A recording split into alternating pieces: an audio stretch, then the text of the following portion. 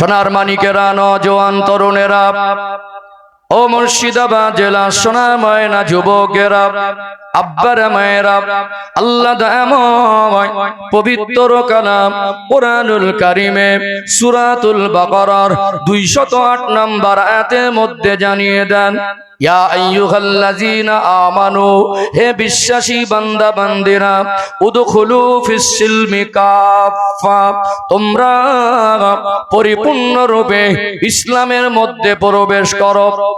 পরিপূর্ণ রূপে ইসলামের মধ্যে প্রবেশ করার অর্থ হলো মন মর্জি চলা যাবে না, ইচ্ছা মতো চলা যাবে না, যা ইচ্ছা তাই করতে পারবো না। আল্লাহ পাকের কথা মতো, আমাদের নূর নবী, দয়ার নবী, মায়ার নবীর কথা মতো জীবনটাকে অতিবাহিত করতে হবে। যেহেতু আমার আলোচনার বিষয়বস্তু প্রথম ধাপ হলো সংসার, এই সাংসারিক জীবনটাকে একটু ক্লিয়ার করে ব্যাখ্যা করার চেষ্টা করে। দুনিয়াতে আমরা মানুষ, আমাদের জীবনে অনেক রকম সম্পর্ক আছে। বাপ বেটার সম্পর্ক, চাচা ভাতিজার সম্পর্ক, আপন ভাইয়ের সঙ্গে আপন ভাইয়ের সম্পর্ক, ভাই বোনের সম্পর্ক, শাশুড়ি জামাইয়ের সম্পর্ক। একটা মানুষ তার জীবনে যত সম্পর্ক আছে, এর মধ্যে একটা সম্পর্কের নাম হলো স্বামী আর স্ত্রী। এই সম্পর্কের উৎপত্তি দুনিয়ায় নয়, এই সম্পর্কের উৎপত্তি হলো আল্লাহ পাকের জান্নাতের ভিতরে। আর মনুষ্য জাতি জীবনের প্রথম সম্পর্কের নাম হলো স্বামী আর স্ত্রী। প্রথম সম্পর্কের নাম একটু ক্লিয়ার করে দেই। সর্বপ্রথম আল্লাহ পাক আদম আলাইহিস সালামকে জান্নাতে বানালেন। কজন ছিলেন? প্রথমে একা ছিলেন। তিনি যখন একাই ছিলেন, তার জীবনে কোনো সম্পর্ক ছিল? কোনো সম্পর্ক ছিল না। জান্নাতি নিয়ামত উপভোগ করার পরেও তিনি কি যেন অভাব অনুভূতি করছেন। মনের খবর কে জানে? রেসপন্স দেন। মনের খবর আল্লাহ জানে। জান্নাতে ঘুমিয়ে পড়লেন, বাম পাজর থেকে বেঁকা হাড় নিয়ে মা হাওয়া আলাইহিস সালামকে আল্লাহ বানালেন। ঘুম ভেঙে দৃষ্টি নিক্ষেপ করলেন মা হাওয়া আলাইহিস সালামের দিকে। পরম সুন্দরী একজন নারী জান্নাতে ঘোরাঘুরি করছেন। তিনি মনে মনে করছেন, আমার রব তিনি এত মহান, আমার মনের অবস্থানকে তিনি বুঝে হয়তো বা আমার জন্য বানিয়েছেন। মা হাওয়া আলাইহিস সালামকে আল্লাহ অতি সুন্দরী করেছিলেন। মানুষ জাতির মধ্যে সবথেকে সুন্দর চেহারা করেছিলেন আল্লাহ পাক আমাদের প্রিয় নবীর। আর নারী জাতির মধ্যে মা হাওয়া আলাইহিস সালামকে আল্লাহ সুন্দরী বানিয়েছিলেন।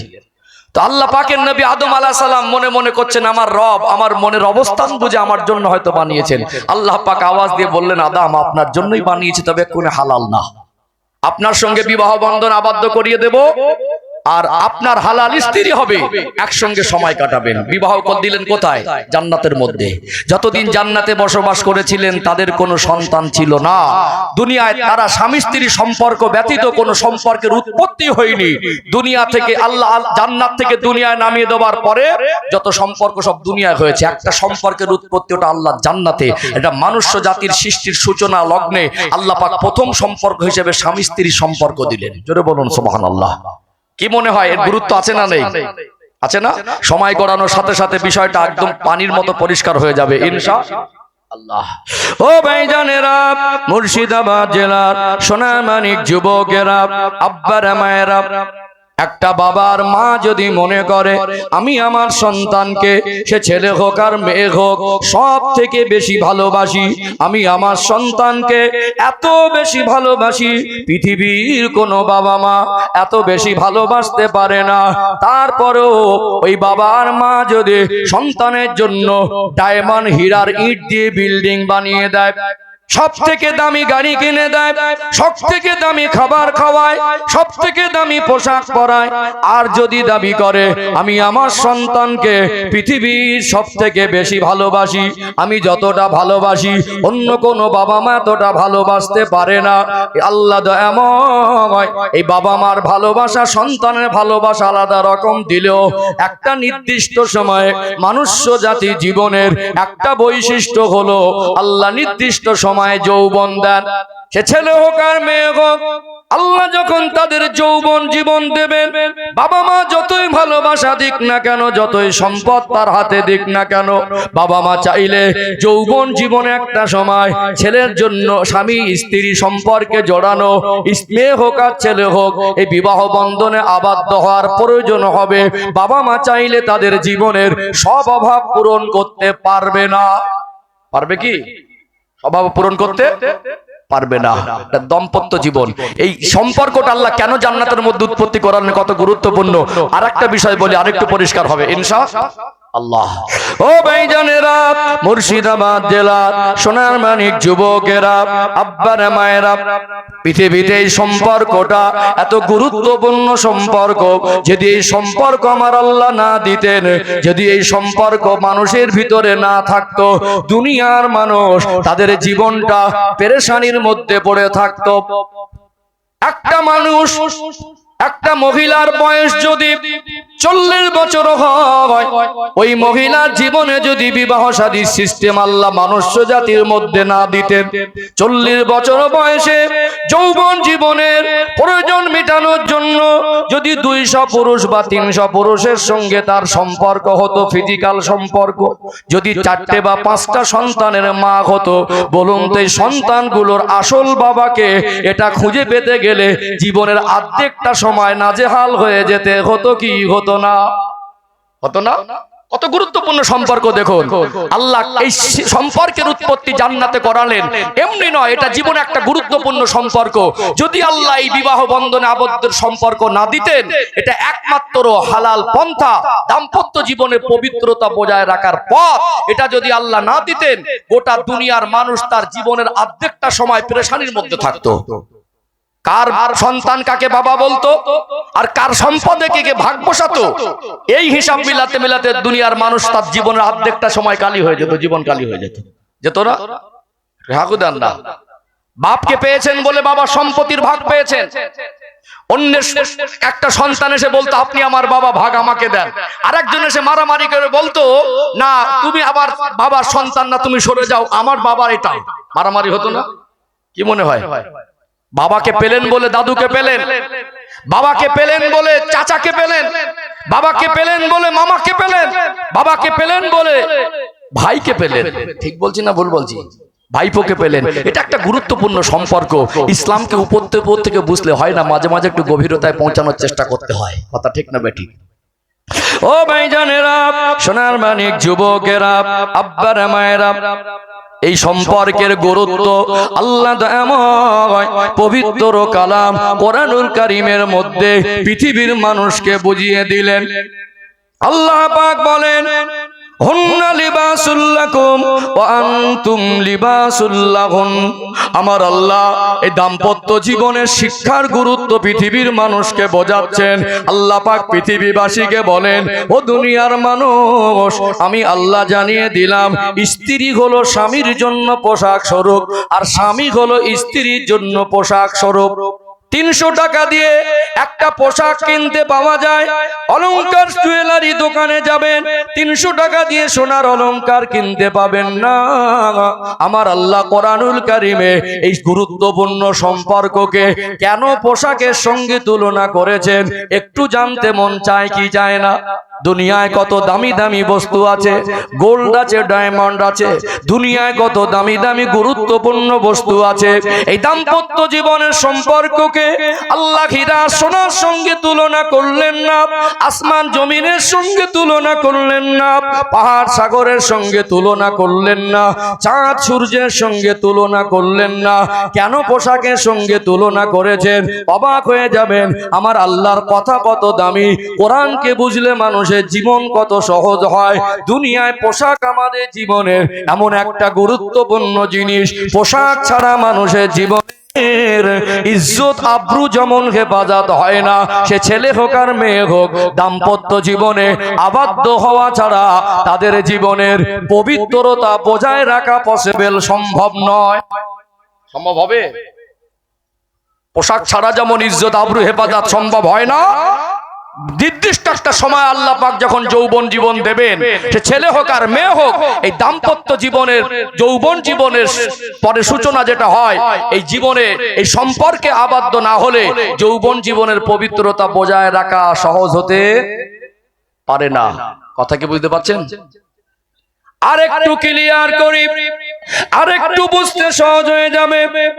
আল্লাহর কথা কত দামি, আল্লাহ দয়াময় পোশাকের সঙ্গে কেন তুলনা করলেন?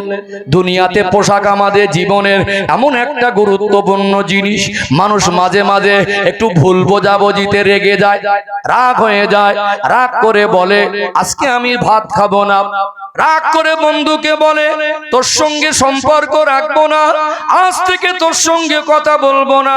হয়তো বাবা মা সন্তানকে ভালোর জন্য কখনো শাসন করে, তম্বি করে, হক তাদের অধিকার আছে। একটু বাবা মা বেশি কিছু বললে, অনেক ছেলে মেয়ে আছে ধৈর্য কম, রাগ করে বলে বাড়ি থাকবো না। মানুষ রাগ করে সুসাইড করে, আত্মহত্যার পথ বেছে নেয়। মানুষ রাগ করে ঘর থেকে দুদিন দুমাস আলাদা হয়ে দূরে সরে যায়। মানুষ রাগ করে বন্ধুত্বের সম্পর্ক ছিন্ন করে দেয়। মানুষ রাগ করে সুসাইড আত্মহত্যার পথ বেছে নেয়। মানুষকে কি দেখেছেন রাগ করে পোশাক থেকে আলাদা হতে? দেখেছেন কি? পোশাক এমন একটা জিনিস, রাগ করে পোশাক থেকে আলাদা হওয়া যায় না। এটা খুব ক্লোজ জিনিস, শরীরের সঙ্গে মিশে থাকে। আল্লাহ বোঝালেন দাম্পত্য জীবনের সম্পর্কটা খুব কাছাকাছি জিনিস, এর ভিতরে একটা প্রাইভেসি আছে, একটা মধুময় গোপনীয়তার সম্পর্ক। যদি একটা মানুষ বিবাহ বন্ধনে আবদ্ধ হবার পরে স্বীকৃতি দিল যে আপনি আমার স্ত্রী, আর স্ত্রী স্বীকৃতি দিল আপনি আমার স্বামী, যদি 20 বছর 30 বছর দূরে দূরে থাকে, একে অপরে আলাদা থাকে, তারপরেও যৌবন জীবনের পবিত্রতা বজায় রাখা সম্ভব নয়। পোশাক যেমন অত্যন্ত শরীরের কাছের জিনিস, এই সম্পর্কটা একটা গুরুত্বপূর্ণ কাছের জিনিস। আল্লাহ পাক এই জন্য পৃথিবীর মানুষকে বোঝালেন এই সম্পর্কটা হলো পোশাকের ন্যায়। কিসের ন্যায়? কথা বুঝতে পারছেন না? চলুন আমাদের রাসূল কি বলেছেন, আমরা শান্তির তাবিজ খুঁজতে যাই। ইসলামের পথেই আছে শান্তি, সুন্নাহর অনুসরণে আছে শান্তি। কোরআনের আলোয় জীবন আসলে ওই জীবনে আল্লাহ শান্তি আর সম্মান দুটো জিনিস উপহার দেয়। জোরে বলুন সুবহানাল্লাহ। আমার রাসূল কি বলেছেন আমি একটু ক্লিয়ার করি। আল্লাহর কথা বলেছি, রাসূলের কথা 2-4 লাইন বলি, না বললে আলোচনাটা পরিষ্কার হবে না ইনশাআল্লাহ। বুঝতে পারছেন আলোচনা? একটু সময় দেন, একটা লাইন ধরে যাচ্ছি তো, পাট পাট করে আমি কেটে কাটা করে বলে গিয়ে অভ্যাস তো, ইনশাআল্লাহ সহজে বুঝে আসবে। ও ভাইজানেরা, সোনার মানিক যুবকেরা, আব্বারা মায়েরা, নবী আমার একবার জীবনে হজ করেছিলেন। আল্লাহ নবীর ইন্তেকালের কয়েক মাস আগে হুজুর আমার হজ করতে গিয়ে আরাফা ময়দানে জাবালে রহমত পাহাড়ের পদদেশে দাঁড়িয়ে আল্লাহ নবী লক্ষাধিক সাহাবার সামনে ভাষণ দিয়েছিলেন। ওই বিদায় হজের ভাষণ শিরোনামে সিরাতের কিতাবের মধ্যে উল্লেখ করা হলো, ওই দিন নবী আমার এত গুরুত্বপূর্ণ কথা বলেছিলেন, এমন গুরুত্বপূর্ণ খুতবা প্রদান করেছিলেন, যেটাকে সিরাতের কিতাবে বিদায় হজের ভাষণ শিরোনামে লেখা হলো। প্রত্যেকটা লাইন, প্রত্যেকটা সেন্টেন্স, প্রত্যেকটা বাক্য, প্রত্যেকটা ওয়ার্ড এত দামি। আজ যারা ইসলামকে নিয়ে গবেষণা করছেন তারা বলছেন আমার আপনার নবী, দয়ার নবী বিদায় হজের ভাষণে যে কথাগুলো বলেছিলেন, যদি পৃথিবীর কোন রাষ্ট্রের সংবিধান করে দেওয়া হয়, ওই রাষ্ট্র শান্তি কায়েম হয়ে যাবে। কত গুরুত্বপূর্ণ কথা। বিষয়টা বিস্তারিত বলার অবকাশ নেই, যেহেতু আমার আলোচনা বিষয়বস্তু ভিত্তিক। একটু ক্লিয়ার করে নবী আমার সেই দিন সাহাবাদেরকে বয়ানের মধ্যে, বিদায় হজের ভাষণের মধ্যে বলতেছিলেন, সাহাবীরা আমি রাসূলুল্লাহ আপনাদের জানিয়ে দিলাম, স্ত্রীদের সম্পর্কে সতর্ক করে দিলাম। স্ত্রীদের ক্ষেত্রে আপনারা স্মরণ রাখবেন আল্লাহ দয়াময় যে সম্পর্ক দিয়েছেন, স্বামী স্ত্রী এমন এক সম্পর্ক আল্লাহ নবী জানিয়ে দেন, একজন স্বামী স্ত্রীকে সে নিজে যেমন খাবে স্ত্রীদের তেমন খাওয়াবে, নিজে যেমন পরবে স্ত্রীদের তেমন পরাবে। স্ত্রীদেরকে চাকরানি, কাজ করনেওয়ালি, বাড়ির দাসী মনে করতে পারবে না। নবী আমার বলেন, স্বামীর যদি স্ত্রীর উপরে হক থাকে, স্ত্রীরও স্বামীর উপরে হক আছে। আল্লাহ নবী সুখে থাকার তাবিজ দিলেন। আমি একটু বিষয়টা ক্লিয়ার করলে পরিষ্কার হয়ে যাবে। নবী আমার দাম্পত্য জীবনে যাতে সুখ শান্তি হয়, আল্লাহ নবী পৃথিবীর মানুষকে শান্তিতে থাকার জন্য তার দাম্পত্য জীবনের বাস্তবতাকে উদাহরণ করে রেখে গেলেন। নবী আমার সাহাবাদের বলতেন, স্ত্রী স্বামীর এমন এক সম্পর্ক, এক পাত্রে খাবার খাওয়া, এক বালিশে মাথা দিয়ে ঘুমানো, কখনো কখনো একে অপরের মুখে আদর করে খাবার উঠিয়ে দেওয়া, এটা হলো সুন্নাত। ওই পরিবারে আমার আল্লাহ শান্তি বর্ষণ করে দেন। জোরে বলুন সুবহানাল্লাহ। অনেক সময় কি হয়, অনেক অর্থ সম্পদ আছে, গরিবের মেয়ে দেখতে সুন্দরী বলে বিবাহ করেছে, সেক্ষেত্রে এই স্বামীর বাড়ির যে শ্বশুর বাড়ির লোকজন তারা অনেক সময় বিভিন্ন রকম কটূক্তি করে, কথার দ্বারা আক্রমণ করে। গরিবের বাচ্চা, ফকিরের বাচ্চা, তোর বাপের বাড়ি কি আছে, বাপের গেলে তো দেখিসনি, বাপের জন্মে দেখিসনি, এখানে সে সব সুখ শান্তি পেয়ে গেলি, বিভিন্ন রকম তুচ্ছ তাচ্ছিল্য করে না? করে না? ইসলাম বলছে স্ত্রী হিসাবে যখন তাকে গ্রহণ করেছেন, তুচ্ছ তাচ্ছিল্য আপনার জন্য পারমিশন নেই। বাড়ির চাকরানি না, দাসী না, কাজ করনেওয়ালি না। আল্লাহ নবী বলছেন তুমি যেমন খাবে, তোমার স্ত্রীর খাবার মানটা যেন সামঞ্জস্য থাকে। তুমি যেমন পরবে, তোমার স্ত্রীর পোশাকে যেমন সামঞ্জস্য থাকে। নিজে অনেক টাকা পয়সা, মাল সম্পদ, সমাজের বড় নামকরা মানুষ, সম্মানী মানুষ, পরিচিত মানুষ, ওই মানুষটা হয়তো বললো, এই গরিবের বাচ্চা, তোকে যা দেবো তুই তাই পড়বি, এটা পড়বি তো পড়, আর না পড়বি তো না পড়। এরকম মাঝে মাঝে চিত্র ঘটে কি ঘটে না? আমার মতো আমি পড়বো, তাকে তুচ্ছ তাচ্ছিল্য নজরে দেখবো। একটা মানুষ তার জীবনটা একসঙ্গে পথ চলা, একে অপরের উভয় মনে করে বাকি জীবনটা একসঙ্গে কাটাবো, একটা মানুষ তাকে তুচ্ছ তাচ্ছিল্য করে, ছোট করে, তাদের হৃদয় থেকে মনের সেই মিল হতে পারে না। এই জন্য অনেক সময় আমার মনে হয় আমি চলে গেলাম হোটেলে, সেখানে গিয়ে মন পছন্দের খাবার খেয়ে আসলাম, বাড়িতে তাদের কি খাবার হবে মন পছন্দের তার কেউ ইচ্ছা আছে কিনা, আমার অগাধ পয়সা থাকার পরে আমি আমার মতো খাই, বাড়িতে একেবারে কোনো রকম ভাবে না আনার মতো এনে দিলাম, খাবে তো খাওয়ার, না খাবে তো যা পারো করো। এটা ইসলাম শিক্ষা নয়। কথা কি বুঝতে পারছেন? ও ভাইজানেরা, সোনার মানিক যুবকেরা, আব্বারা মায়েরা, কেন এক পাত্রে খেতে বসবেন, এক বালিশে মাথা দিয়ে ঘুমাবেন, কেন একে অপরের মুখে আদর করে খাবার উঠিয়ে দিবেন? এই সম্পর্ক একসঙ্গে পথ চলা, মাঝে মাঝে মান অভিমান, মাঝে মাঝে ভুল বোঝাবুঝি, মাঝে মাঝে একে অপরের সঙ্গে একটু লাগালাগি, ঠোকাঠুকি হতেই পারে, এটা অস্বাভাবিক নয়। যদি এক পাত্রে খেতে বসে, এক বালিশে মাথা দিয়ে ঘুমায়, আর আদর করে একে অপরের মুখে খাবারটা উঠিয়ে দেয়, এই মান অভিমান, ভুল বোঝাবুঝি, রাগারাগিটা লং টাইম থাকবে না, সংসারের সম্পর্কে ফাটল বাড়বে না, বরং অল্প সময়ের মধ্যে মিশে যাওয়ার সম্ভাবনা আছে না নেই? আজকে সেই সম্পর্ক ইসলামের দেখিয়ে দেওয়া শিক্ষাগুলো আমরা মেনে নিতে পারিনি, ইসলামের পথে আমরা প্রতিষ্ঠিত হতে পারিনি। আজকে সংসারগুলোর অবস্থা দেখুন কেমন জটিল, ফাটল। শ্বশুর বাড়িতে যা কিছু হয়, সন্ধ্যাবেলা দুপুরবেলা বাপের বাড়ি ফোন যায়, হ্যালো হয়ে যায়। শ্বশুর বাড়ি যদি ঘটনা তিল হয়, বাপের বাড়ি খবর যায় তাল। একজন মেয়ে সংসার করছে, শ্বশুর বাড়ি যা কিছু হয় সবকিছু মায়ের কাছে শেয়ার করে, মায়ের কাছে বলে। ওখান থেকে কিছু কিছু মা তার মেয়েকে ডিরেকশন দেয়। এই মার মেয়ের যুক্তির কারণে সংসারগুলো নষ্ট হওয়ার সম্ভাবনা আজকে দিনে বর্তমান সময়ে বেড়ে গেছে না কমে গেছে? বেড়ে গেছে না কমে গেছে? স্বামী স্ত্রীর একটা একান্ত, একটা গভীর সম্পর্কের ব্যাপার, এটা 4 দেওয়ালের মধ্যে থাকার কথা। এই 4 দেওয়ালটা টপকে এখন 48 দেওয়াল হয়ে গেছে, গেছে না যায়নি? এখানে এটাই বিষয়টা স্টপ করছি। আমরা যারা পুরুষ মানুষ আছি না, আমাদের জীবনের বাস্তবতাটা না বোঝালে দাম্পত্য জীবনের শিক্ষাটা পরিষ্কার হবে না ইনশাআল্লাহ। আমাদের যারা পুরুষ মানুষ, আমাদের বাস্তবতাটা একটু তুলে ধরি ইনশাআল্লাহ। সম্পর্কের গুরুত্ব বুঝিয়েছি, কোরআন এবং হাদিস থেকে কিছু শিক্ষামূলক কথা তুলেছি। আমরা পুরুষ মানুষ আমাদের জীবনের বাস্তবতাটা একটু তুলে ধরি, আলোচনার রুট আরো পরিষ্কার হবে ইনশাআল্লাহ। বুঝতে পারছেন আমার আলোচনা? ও ভাইজানেরা, সোনার মানিক যুবকেরা, আব্বারা মায়েরা, আমরা যারা পুরুষ মানুষ আছি, আল্লাহ দয়াময় আমার আপনার মেজাজকে এমন করে দিয়েছেন, একজন পুরুষ মানুষ সে খুশি মনে সংসারের বোঝাটা কাঁধে উঠিয়ে নেয়। বলুন তো সংসারের বোঝা কার ঘাড়ে? পুরুষ মানুষের ঘাড়ে। পরিবারের মানুষ কিভাবে ভালো থাকবে। বাবা মা বার্ধক্য জীবনে পৌঁছে গেছেন, আগের মতো তাদের শরীরে আর শক্তি নেই, খাটবার ক্ষমতা নেই। বাবা মা কিভাবে শান্তিতে থাকবে, স্ত্রী কিভাবে সন্তুষ্ট থাকবে, ভাই বোন কিভাবে খুশি থাকবে। সোনার মানিক কলিজার টুকরা বাচ্চাগুলো কিভাবে ভবিষ্যৎ তাদের ভালো হবে। একজন পরিবারের গার্জেন, একজন পুরুষ মানুষ সংসারে বোঝাটা কাঁধে উঠিয়ে নেয়, কত কষ্ট তাকে করতে হয়। 8 ঘন্টা মাঠে কাজ করা, রাজমিস্ত্রি জোগাড়ে কাজ করা, 50 কিলো ওজন সিমেন্টের বস্তাগুলো মাথায় ওঠানো, মাটি কাটা কাজ করা, রক্ত পানি হয়ে যায়, ঘামগুলো গড়িয়ে গড়িয়ে জমিনে পড়ে যায়। কখনো এমন পরিস্থিতি হয় গেঞ্জিটা এতটা ভিজে যায়, পোশাকটা এতটা ঘামে ভিজে যায়, মনে হয় নিংড়ালে ঘাম বের হবে। এত কষ্ট করে একজন পুরুষ মানুষ পরিবারের মুখের হাসি মুখটা দেখতে চায় কি চায় না? সোনার মানিক বাচ্চাদের ছেড়ে দূরে যেতে মন চায় না।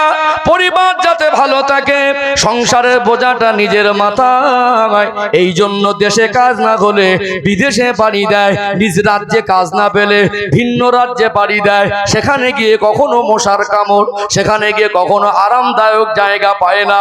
বর্তমান ভারতবর্ষের সিচুয়েশনে অন্য জায়গায় গিয়ে সেখানে ব্যবসা করাটা বর্তমান সময় কঠিন হয়ে পড়েছে না পড়ে নাই?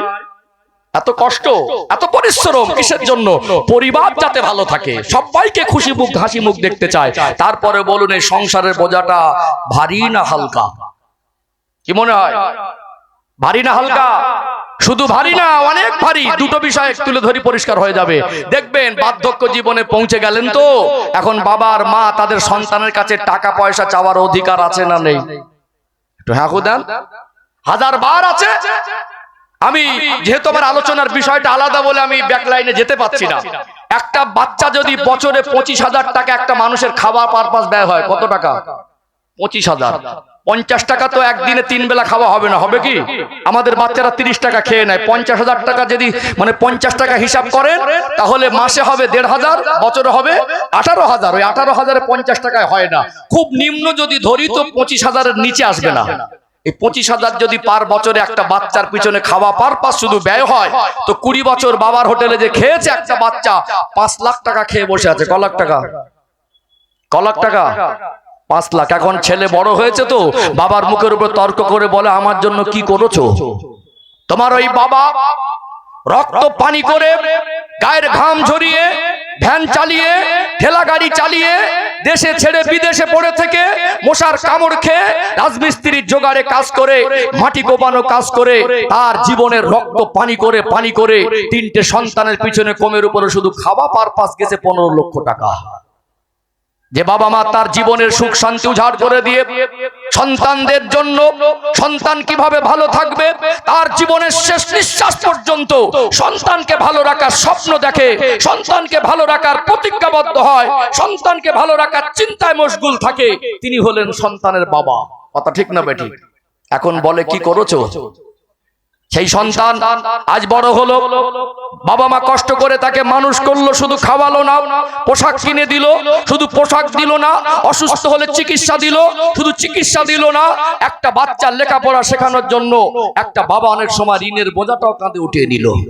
আজ বাবা বার্ধক্য জীবনে পৌঁছে গেছে, অসুস্থ হলে ঔষধ কেনার জন্য 200 টাকা চাওয়ার অধিকার আছে না নেই? ছেলেটাকে বললো, কোচি বাবা আগের মতো তো শরীর সুস্থ নেই, 200 টাকা দেন ঔষধ কিনবো। এখন আমাদের ঘরের কিছু ডেঞ্জার বৌমারা আছে, স্বামী তার বাবাকে পয়সা দিলে ওদের বুক ফেটে যায়। আছে না নেই? একটু রেসপন্স দেন। আছে না নেই? এই ছেলেটা ওর স্ত্রীর কাছে ভয় করে, বাবাকে টাকা দিচ্ছি যদি লুকিয়ে দেই, 200 দিলে স্ত্রী মনে করবে 500 দিয়েছে, একটু স্লো ইমোশনে ঝাড়াটা মারতো, যদি বোঝে যে 500 টাকা দিয়েছি, একটু কড়া করে ঝাড়া মারবে। চিন্তা ভাবনা করে দেখছে অশান্তি যদি একটু বেশি হয়, তো ওয়াইফকে স্ত্রীকে বলছে রাতের বেলায়, দেখো আব্বাকে 200 টাকা দিও। সে ভদ্রলোকের মেয়ের মনটা এত বড়, সকালবেলা 200 টাকাটা হাতে নিয়ে মনে মনে করছে, বুড়োটা শুধু টাকা টাকা টাকা টাকা করে, এ কবে মরবে তো কি জানি, মনে মনে করছে। গিয়ে একটা ঝাড়া মেরে, আব্বা তোমার ছেলে 200 টাকা দিয়েছে। আছে না নেই? এমন করছে যেন বাপের বাড়ি থেকে এনে দিচ্ছে। সন্তানের উপার্জনে বাবার হক আছে না নেই? জোরে বলেন। তারপরে একটা মানুষ, পুরুষ মানুষ সংসারের বোঝা ঘাড়ে, এই বাবা 200 টাকা চেয়েছে, তার চাওয়ার হক আছে, যদি সময় মতো দিতে না পারেন না, আব্বার মনে হবে ছেলে তো এখন বড় হয়ে গেছে, আব্বাকে আর চেনে না, বলবে না? বলবে না? অসন্তুষ্ট হয়ে যাবে। মা হয়তো বলবে, কচি এই সপ্তাহে এক জামাই বাড়ি আমি যাব, সেখানে গেলে আমার নাতিপুতি আছে, মিষ্টি মিঠাই একটু খাবার টাবার নিয়ে যেতে হয়, গাড়ি ভাড়া আছে, আমাকে আসতে হবে, আমাকে 100-5 টাকা দে না বাবা। আপনি যদি দিতে পারেন তো ভালো, না তো মারও মনে হবে যে এখন ছেলেকে বিবাহ দিয়েছি, বৌমা চিনেছ আর মাকে চিনতে পারছে না, বলবে কি বলবে না? একটু হ্যাঁ দেন। একটা পুরুষ মানুষ এত কষ্ট করার পরেও পরিবারের মানুষের মন তোলা কি সহজ? স্ত্রী হয়তো একটা আবদার করলো, আমাকে এই জিনিসটা এনে দেন, সময় মতো যদি এনে দিতে পারেন তো ভালো, না তো মনে হবে ম্যাজিক জানে। মুখটা ছিল 2 কিলো, 4 কিলো ভার করে নেবে, ঝাড়া মেরে বলবে তোমার আব্বা চাইলে তোমার কাছে থাকে, তোমার মা চাইলে তোমার কাছে থাকে, তোমার ভাই বোন চাইলে তুমি দিতে পারো, আমি যখনই চাই তোমার কাছে থাকে না। তোমার সংসারের জীবনে সুখ শান্তি বলে কিছু পেলাম না। একটা ঝাড়া মেরে দেয় কি দেয় না? একটু হ্যাঁ দেন। মনে হবে ম্যাজিক জানে। মুখটা 2 কিলো ছিল, 4 কিলো হয়ে গেল। ওহ কি কঠিন। একটা পুরুষ মানুষকে কেউ বুঝতে চায় না, তার জীবনের মুহূর্তগুলো কত কষ্টের ভিতর থেকে অতিবাহিত করে। বাড়ি ফেরে গেঞ্জিটা ঘামে ভিজে থাকে, এই সন্তান, পরিবার, বাবা মা, স্ত্রী, ভাই বোন সবাইকে সে খুশি দেখতে চায়। এর জন্যই তো মানুষটা 8 ঘন্টা টানা রোডে কাজ করে, অন্যের বাড়ি মজদুরি করে, মাটি কোপানো কাজ করে, দেশে কাজ না হলে বিদেশে ছুটে চলে যায় পরিবারকে ভালো রাখার জন্য। এত কষ্ট করে অনেক সময় পরিবারের মন পাওয়া যায় না। এখন আমাদের তরুণ সমাজ, আমি আমার ভাইদের, বাবাজিদের, মুরব্বীদেরকে বিনীতভাবে বলি, সাবধান হন, সচেতন হন। যেভাবে আমরা দায়িত্বহীন হয়ে পড়েছি, যেভাবে আমরা আমাদের সন্তানদের ক্ষেত্রে দিনের পথে প্রতিষ্ঠিত করার যে দায়িত্বগুলো আমাদের উপর ইসলাম দিয়েছে, যেভাবে আমরা সেই দায়িত্ববোধটুকু ভুলে গেছি, এর কারণে অধিকাংশ আমাদের তরুণ সমাজ গাঁজার মধ্যে ডুবে গেছে। এদের আখলাকে, আদর্শের, চরিত্রে, লেবাসে, পোশাকে ছাট কাটে, সুন্নাহর জামান্য জাররা লেস পাওয়া যায় না।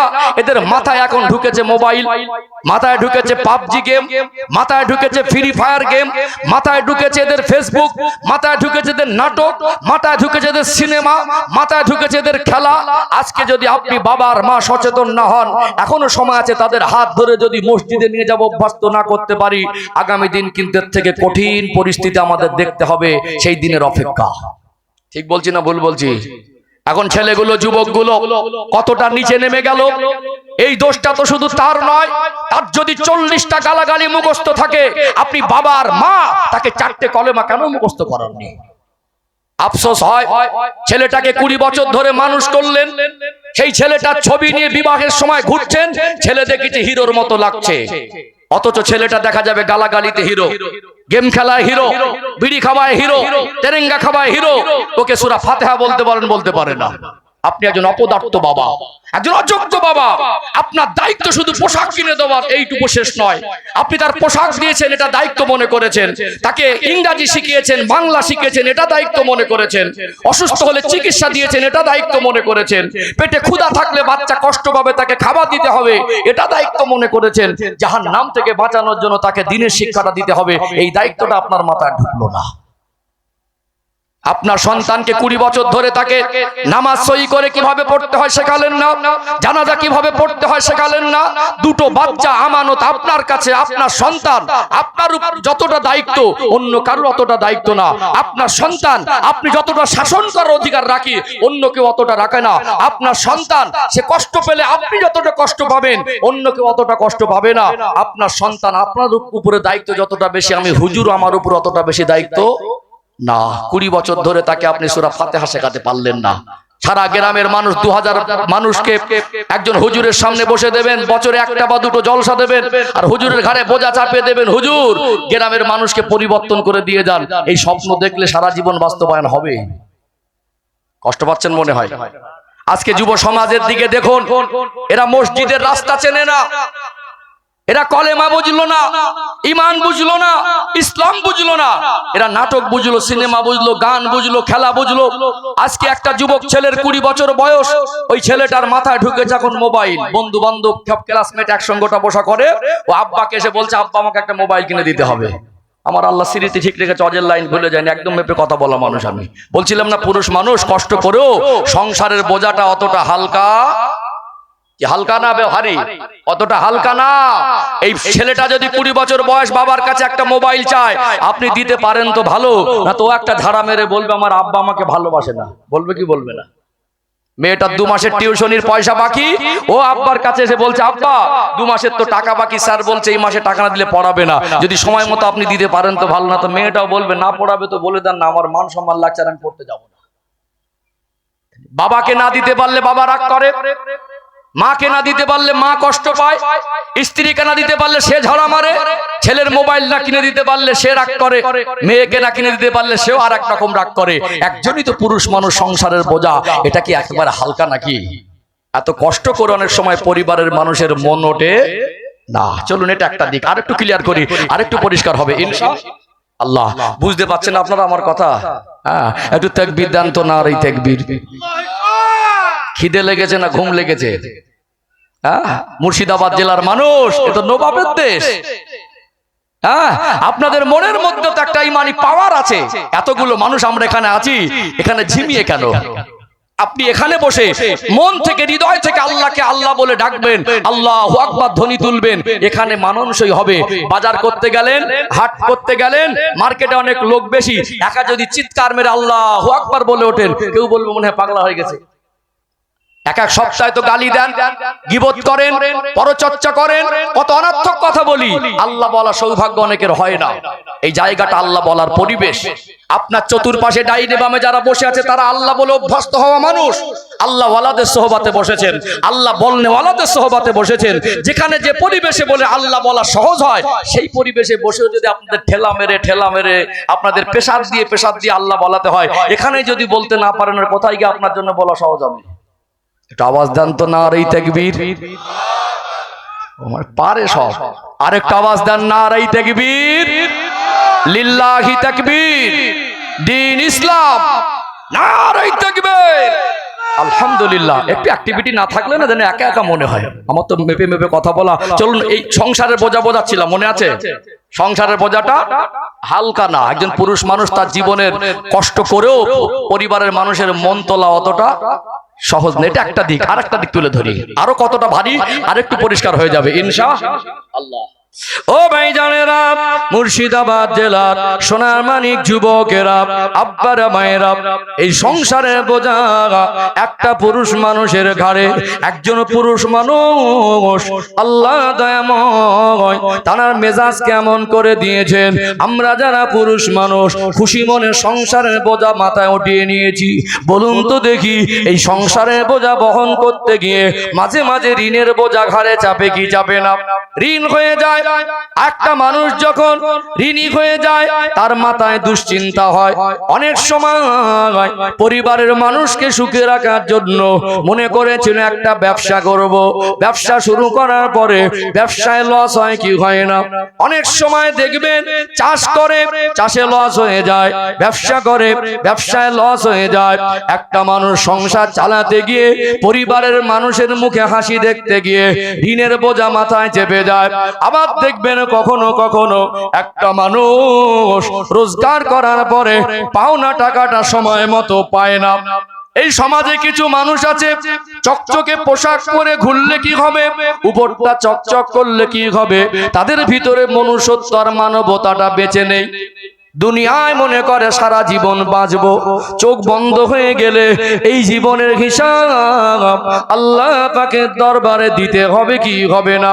নবী আমার সোনা জবানে বলেন, একজন মজদুরের গায়ের ঘাম শুকাবার আগে তার পাওনাটা দিয়ে দিতে হবে।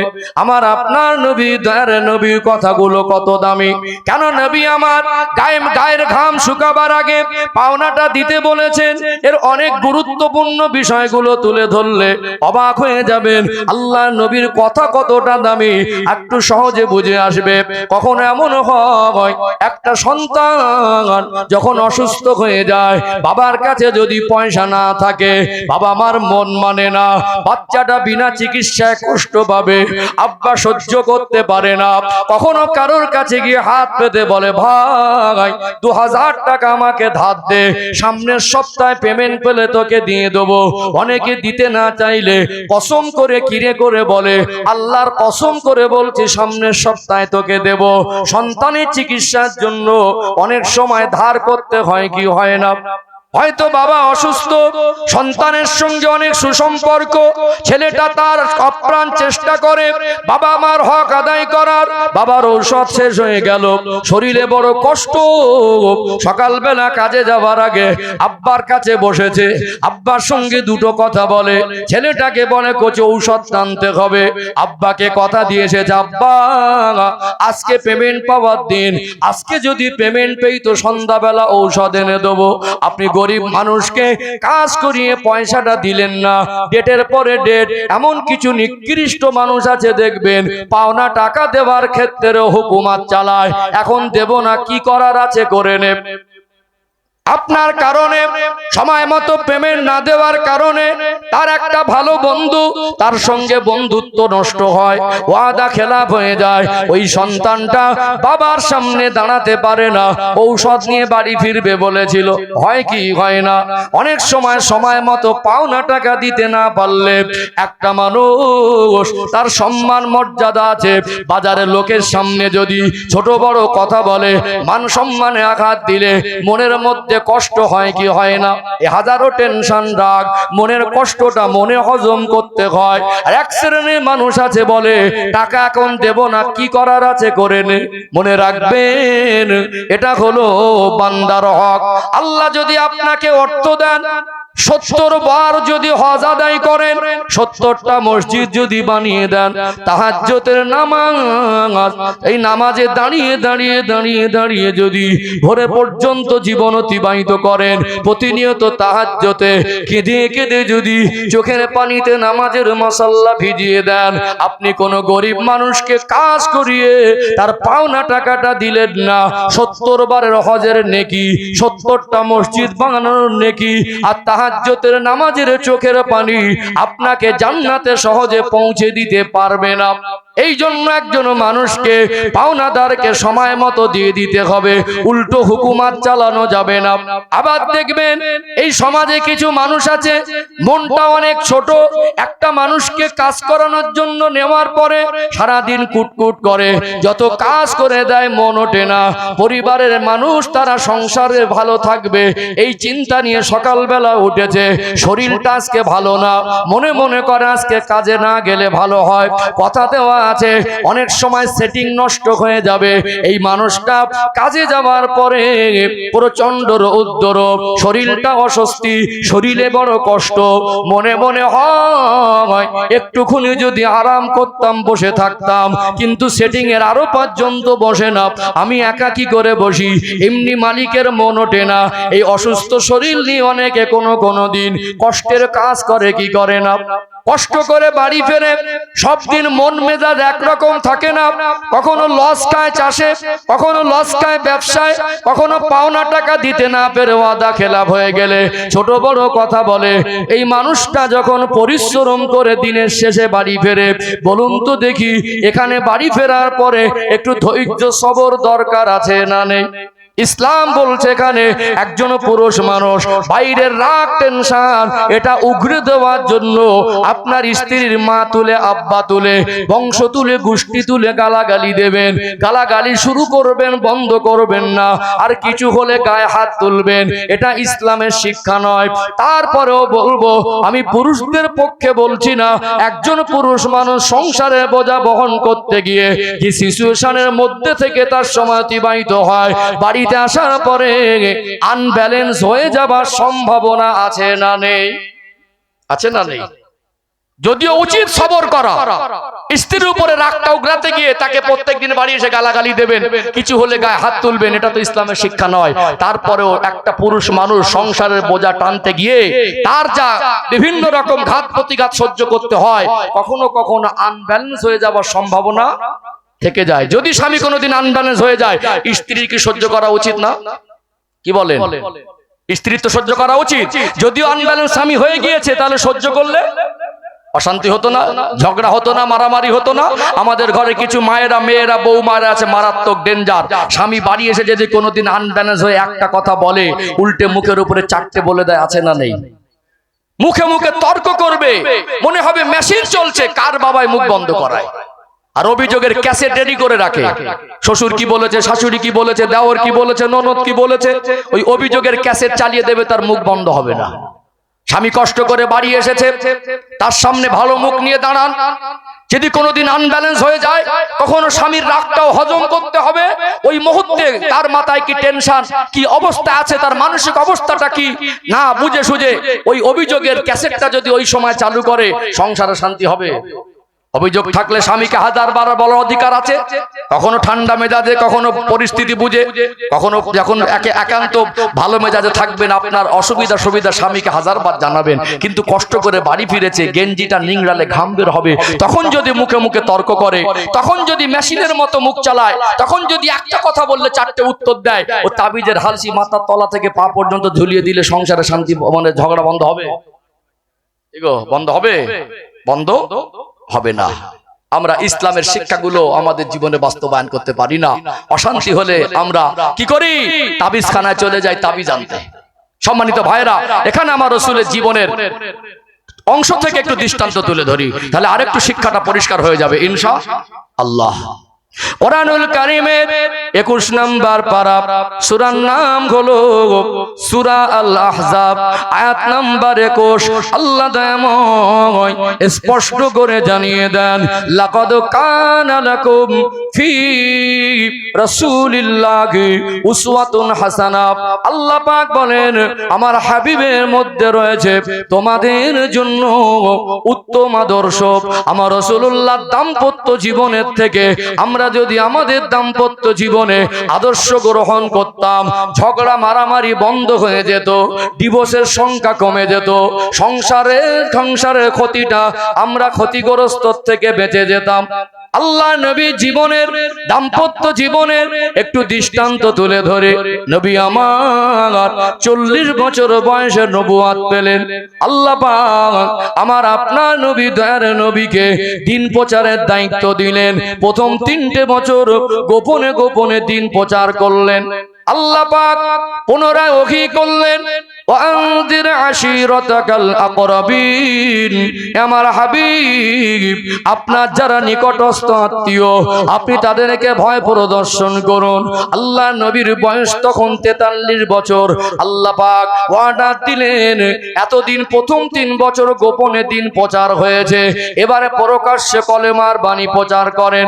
নবী আমার মক্কার জমিনে যখন থেকে প্রকাশ্যে কলেমার বাণী প্রচার শুরু করেছিলেন, আল্লাহ নবী দুশমন তৈরি হয়ে গেল। আমার আপনার নবীকে মক্কার নিষ্ঠুর হিংস্র মানুষেরা, আবু জেহেল, আবু লাহাব, উতবা, সাইবা, রাবিয়া, উমাইয়া ইবনে খালদ, এরা বড় বড় কাফের আমার নবীকে নির্বংশ লেসকাটা বলেছে। আমার রাসূলুল্লাহকে মাজনুন বলেছে, পাগল বলেছে। আমার নবীকে সাহির বলেছে, আমার রাসূলকে তারা জাদুকর বলেছে। আমার নবীকে এত নোংরা ভাষা আক্রমণ করত। কখনো কখনো আমার আপনার নবীকে জানে মেরে ফেলার পরিকল্পনা করত। এর মাঝেও নবী আমার কখনো শুনতে পেতেন গরিব গরিব সাহাবীদের উপরে কাফেররা জুলুম অত্যাচারের রোলার চালাচ্ছে। আমার আপনার নবী হলেন দয়ার নবী, মায়ার নবী। আমার রাসূল তার নিজেকে যতটা ভালোবাসতেন, তার থেকে উম্মাতি দিগকে আরো বেশি ভালোবাসতেন। সাহাবাদের জুলুম অত্যাচারের কথা শুনে আল্লাহ নবীর মনটা ভার হয়ে যেত। সারাদিন কাফেরদের জবান থেকে অপমানের কথা শুনে আমার রাসূলুল্লাহর মনটা দুঃখে ভরে থাকতো। মানসিক ভাবে কিছুটা বিধ্বস্ত হতেন, ভেঙে পড়তেন। চেহারায় ক্লান্তির ছাপ, চেহারাটা মলিন, রাত গভীর হয়ে যেত। সারাদিনের ক্লান্তি, কাফেরদের কাছে অপমানমূলক কথা, সাহাবাদের জুলুম অত্যাচারের চিত্র, সবকিছু কষ্ট বেদনা নিয়ে আম্মা জান হযরতে খাদিজাতুল কুবরা রাদিয়াল্লাহু আনহার ঘরের দরজায় দাঁড়িয়ে যেতেন। নবী আমার আম্মা জানকে সম্বোধন করে সালাম দিতেন। এক মুহূর্ত দেরি হতো না। তামাম উম্মাতের মা, উম্মাহাতুল মুমিনিন আম্মা জান হযরতে খাদিজাতুল কুবরা রাদিয়াল্লাহু আনহা সঙ্গে সঙ্গে দরওয়াজাটা খুলে দিতেন। নবী আমার আশ্চর্যজম্বিত হয়ে জিজ্ঞাসা করতেন, ও হযরতে খাদিজা, কি মাঝরাত, কি সন্ধ্যা রাত, কি গভীর রাত, যখনই বাড়ি আসি সালাম দেওয়ার সাথে সাথে উত্তর পাই, দরজা খুলতে তো দেরি হয় না, আমি নবী বাড়িতে ফিরছি, যেন মনে হয় খাদিজাতুল কুবরাকে কে যেন জানিয়ে দিয়েছেন। আপনি কি রাতের বেলা ঘুমান না? আম্মা জানের দুটা চোখ থেকে টপ টপ টপ টপ করে পানি টুসা গড়িয়ে যেত। আল্লাহর প্রিয় হাবিব জিজ্ঞাসা করতেন, ও হযরতে খাদিজা, কেন আপনি কাঁদছেন? আপনার চোখে কেন পানি? আল্লাহর নবীর ওই পূর্ণিমার চাঁদের মতো চমকানো চেহারার দিকে তাকিয়ে বলতেন, ইয়া রাসূলুল্লাহ, হাবিবাল্লাহ, আমি খাদিজা কত বড় সৌভাগ্যবতী, আল্লাহর অফুরন্ত দয়া, আল্লাহর প্রিয় হাবিবের স্ত্রী হওয়ার সুযোগ আমি খাদিজাকে আমার আল্লাহ দিয়েছেন। আপনি আল্লাহর প্রিয় হাবিব, আপনাকে আমি হৃদয় থেকে ভালোবাসি ইয়া রাসূলুল্লাহ, হাবিবাল্লাহ। চতুর্দিকে আপনার দুশমনে ভরা, কাফেররা আপনাকে কত কষ্ট দেয়, আপনি কষ্ট করে অপমানমূলক কথা শুনে মনে দুঃখ বেদনা নিয়ে আপনি ঘরে ফিরবেন, আর আমি খাদিজা যদি ঘুমিয়ে যায়, আপনার ডাকে সাড়া দিতে যদি দেরি করি, বেয়াদবি হয়ে যাবে। ইয়া রাসূলুল্লাহ, খেতে বসে আপনার কথা মনে পড়ে যায়, আমি আর খেতে পারি না। আল্লাহর প্রিয় হাবিব হয়তো ক্ষুধার্ত আছেন, ক্লান্ত শরীর নিয়ে মনটা চায় বিছানায় গিয়ে ঘুমায়, আর ঘুমাতে পারি না, আপনার কথা মনে পড়ে যায়। আল্লাহর হাবিব তখন বাড়ি ফেরে নাই, আমি দরজার ধারে দাঁড়িয়ে দাঁড়িয়ে আপনার অপেক্ষা করতে থাকি। দরজা খুলে দিয়ে আল্লাহর হাবিবের হাতটা ধরে ঘরে নিয়ে যেতেন, আল্লাহর হাবিবের খেদমতে একটু পানি পেশ করতেন। আমার নবীর চেহারা মলিন দেখলে আম্মা জান জিজ্ঞাসা করতেন, এত মন খারাপ করছেন কেন, এত কষ্ট নিচ্ছেন কেন? আম্মা জান এমন নরম মেজাজে আল্লাহর হাবিবের পাশে বসে একটু কিঞ্চিত খেদমত করে এত ঠান্ডা মেজাজে কথা বলতেন। আল্লাহর নবীর দুঃখ কষ্টের কথাগুলো শুনতেন। নবী আমার আম্মা জানের ব্যবহারে মুগ্ধ হয়ে সারা দিনের কষ্ট বেদনার বোঝাটাকে হালকা করে নিতে। এই চিত্রটা, এটা আদর্শ আল্লাহ রাসূলের জীবনে আল্লাহ পাক উত্তম আদর্শ রেখেছেন। আমাদের দাম্পত্য জীবনে যদি আমাদের মায়েরা উম্মাহাতুল মুমিনিন আম্মা জান হযরতে খাদিজাতুল কুবরা রাদিয়াল্লাহু আনহা শিক্ষাটুকু জীবনে বাস্তবায়ন করে নেন, আপনার স্বামীর কাছে আপনি একজন প্রিয়তমা স্ত্রী হতে পারবেন। আপনার স্বামীর পরকীয়ার চিন্তা তার মাথায় আসবে না, আপনাকে ঘরে রেখে অন্য জায়গায় তার মন যাবে না। আপনার স্বামী আপনাকে ভালোবাসে না, নিজের ভুলটুকু না খুঁজে ইসলামের দেখিয়ে দেওয়া পথে না চলে তাবিজের হালসি বেঁধে তো শান্তি খুঁজলে হবে না। আগের দিনে বিগত দিনের কথা মনে করুন, তখন বাড়িতে কারেন্ট ছিল না, এসি ছিল না, কুলার ছিল না, স্বামীদের প্রতি একটা আদব শ্রদ্ধা ছিল। ওই বাড়িতে এসে কষ্ট করে কাজ করে সময় মতো যদি সামনে না পায় অসন্তুষ্ট হবে, রাগ করবে। স্ত্রীদের মনে একটা ভয় ভয় কাজ করতো, যেখানেই থাকি বাড়ি আসার আগে আগে একটু তৈরি হয়ে থাকতো, আসলে এক গ্লাস পানি। হাত পাকা ছিল না, কি পাকা? হাত পাকা বোঝেন না?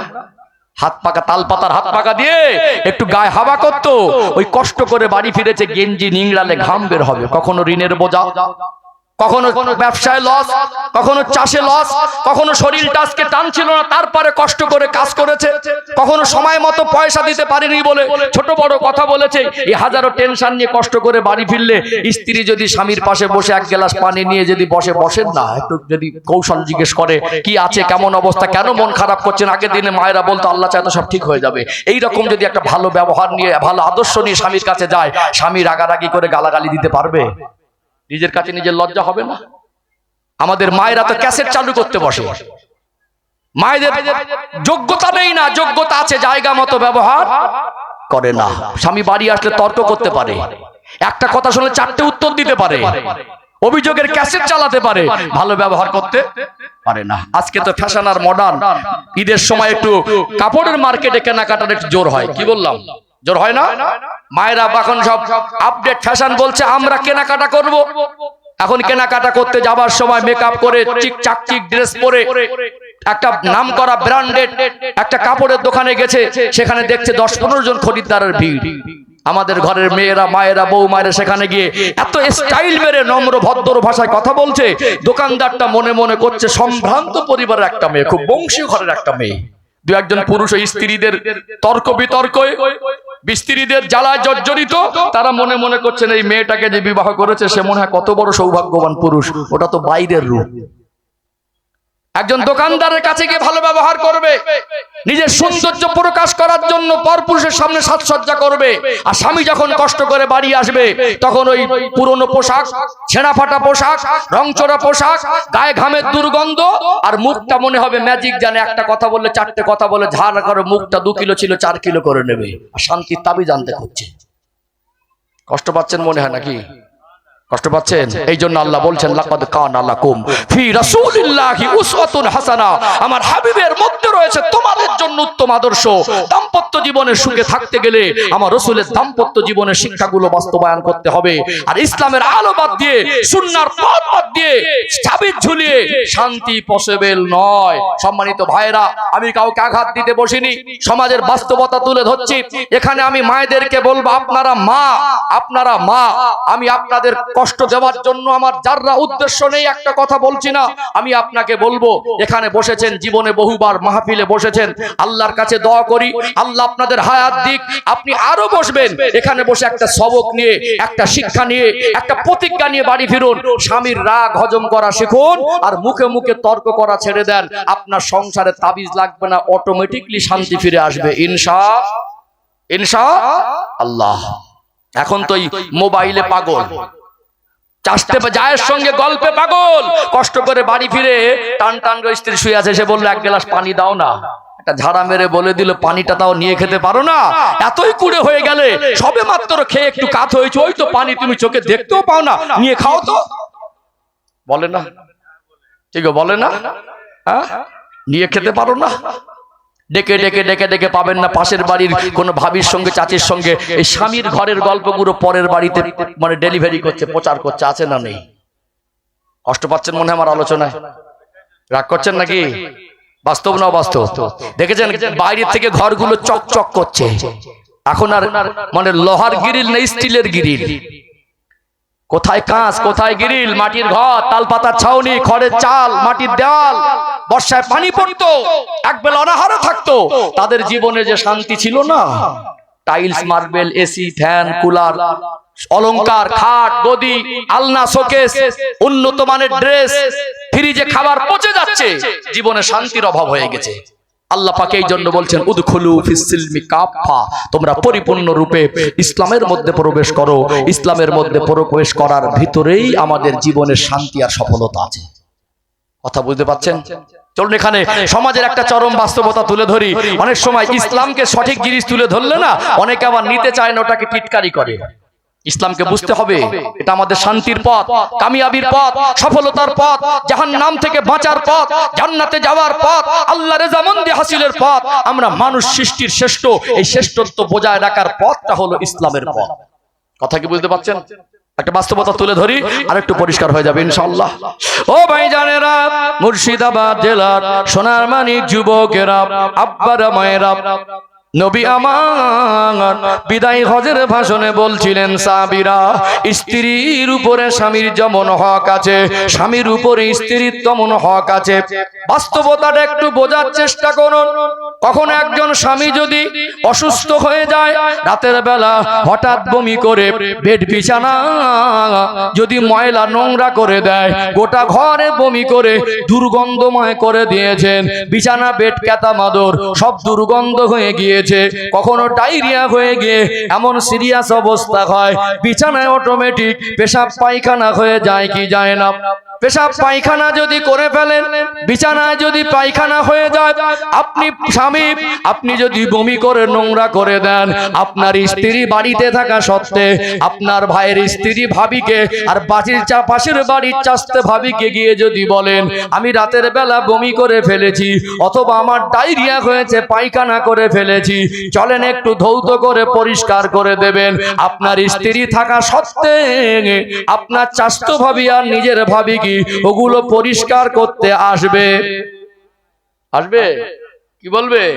মনে হয় পাগল হয়ে গেছি না, তোর স্ত্রী থাকতে তো আমাকে ডাকতে এসেছিস।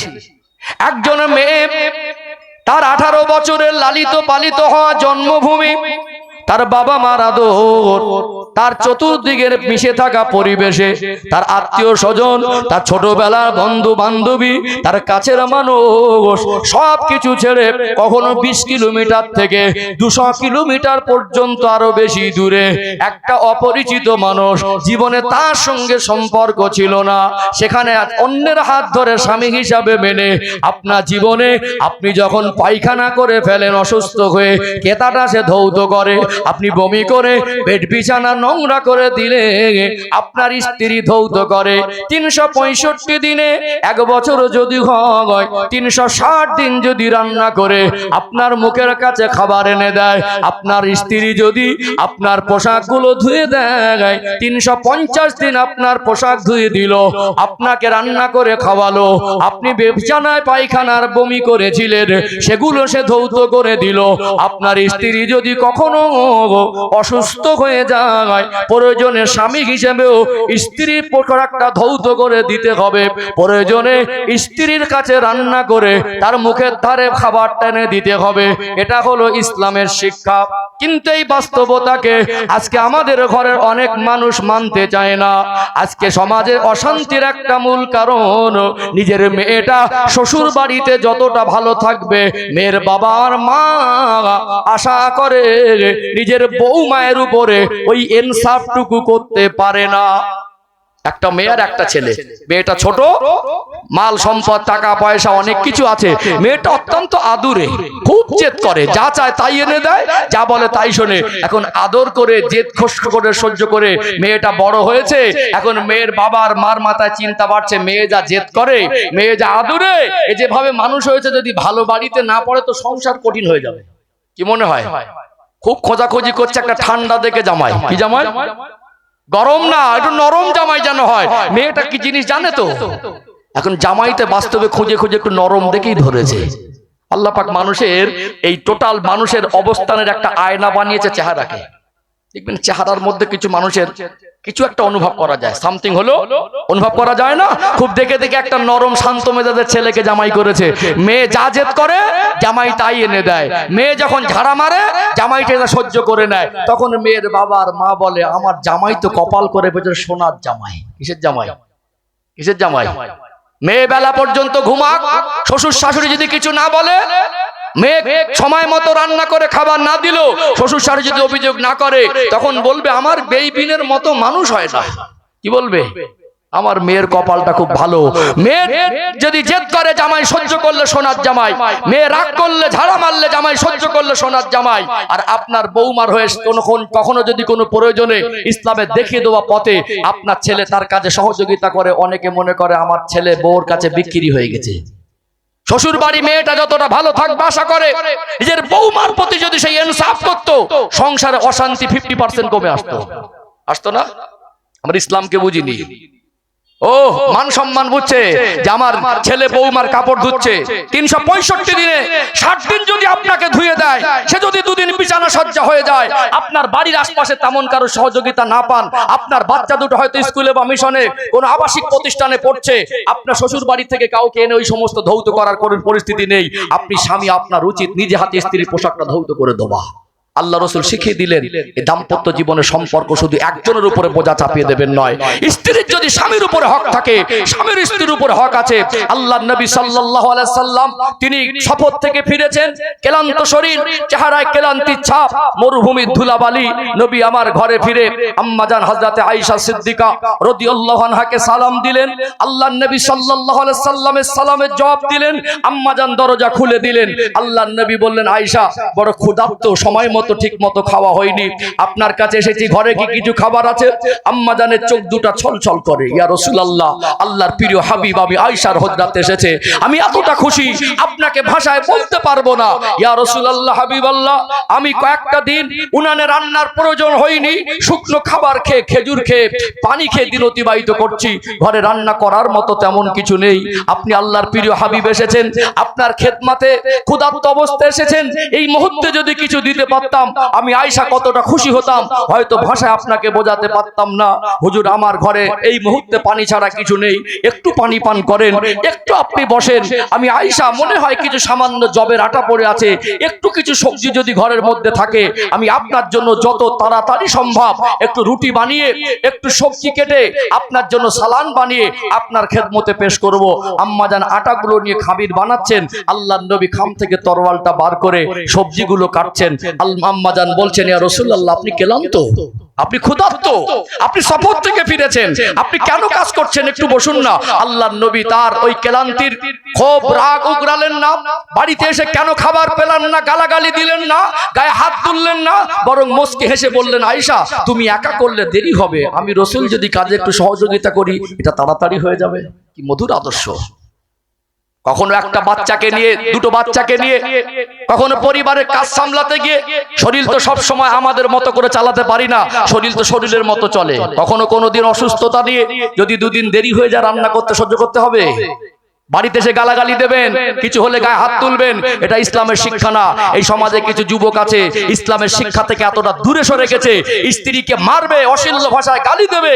ওই বাবা বিবাহের আগে ছেলের ছবি নিয়ে বলছিল হিরো, পরে দেখা যাচ্ছে গালাগালিতে হিরো। কিসে হিরো?